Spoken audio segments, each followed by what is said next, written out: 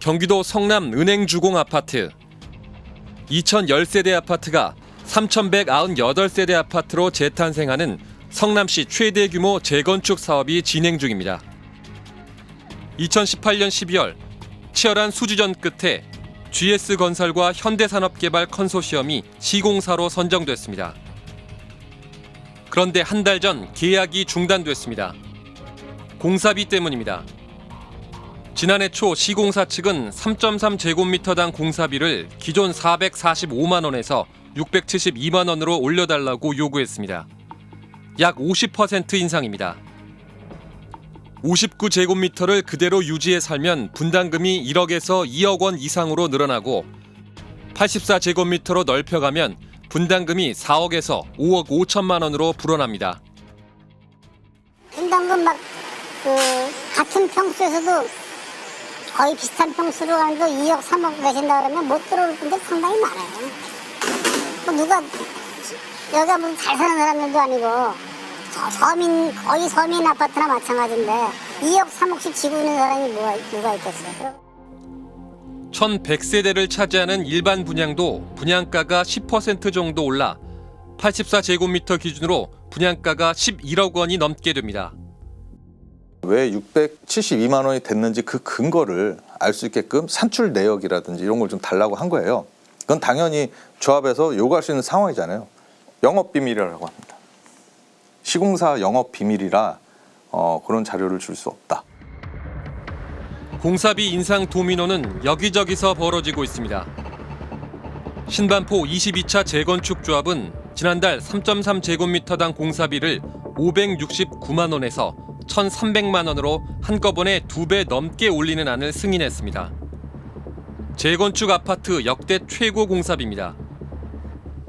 5,000세대, 반포 최대 재건축 사업인 반포주공 1단지 1, 2, 4주구와 2,678세대 잠실 진주아파트 재건축 사업도 공사비 인상을 협상 중입니다. 공사비 협상 문제로 착공이 미뤄졌던 서울 은평구 대조 1구역은 조합이 공사비 납부를 못하면서 올해 공사가 중단됐습니다. 노원구 상계 5단지 재건축 사업도 공사비 문제로 시공사와 소송 중입니다. 확인 결과 서울에서 진행되고 있는 정비사업 총 136곳 가운데 최소 17곳은 이미 공사비가 올랐고 5곳은 협상이 진행되고 있습니다. 지난 2월 국내 주거용 건설 공사비 지수는 154.1을 기록했습니다. 지난 2015년보다 54% 뛰었고 특히 코로나 창궐 이후 최근 4년 사이 31%나 뛰었습니다. 우크라이나 전쟁과 전 세계적인 인플레이션, 고환율이 겹쳐 원유와 시멘트 같은 원자재 가격이 상승했고 공사 현장 인건비도 올랐기 때문입니다. 어떤 건설사 같은 경우에는 95% 정도의 원가율을 보이고 있습니다. 그렇게 되면 이제 이 마진이 이제 5% 정도밖에 안 나는 거죠.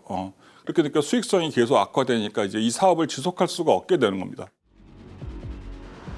비싸진 공사비는 분양가를 밀어올리고 있습니다.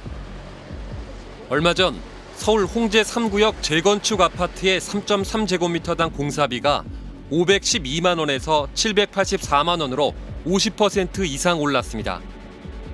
사업 시행 인가를 받은 직후인 2020년에 예상했던 일반 분양가는 84제곱미터 기준 약 10억 원.